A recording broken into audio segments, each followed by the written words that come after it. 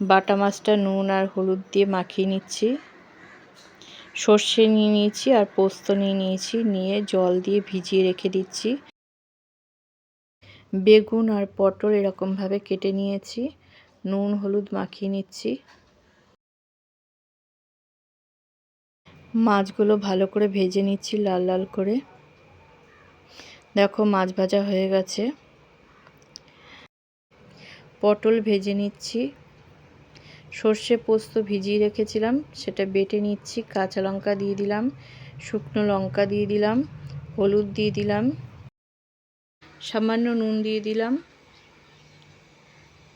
লঙ্কার গুঁড়ো দিয়ে দিচ্ছি 2 চামচ, দিয়ে বেটে নিয়ে আসছি। দেখো বন্ধুরা মশলাটা কি সুন্দর বাটা হয়েছে। পটল ভাজা হয়ে গেছে, তুলে নিলাম।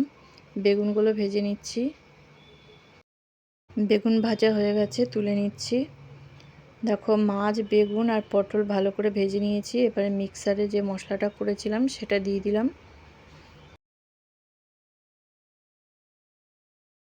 সর্ষে পোস্ত বাটা দিয়ে মাছের ঝালটা করছি, তার জন্য মশলাটা আর কষাবো না বন্ধুরা, জল দিয়ে দেবো আরও।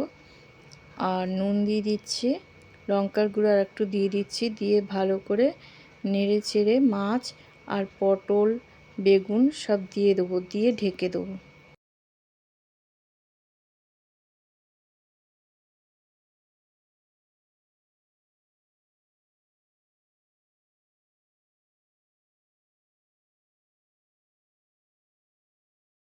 দেখো মাছের ঝালটা আমার তৈরি হয়ে গেছে। কি সুন্দর দেখতে হয়েছে, আর খেতেও কিন্তু দারুণ হয়েছে।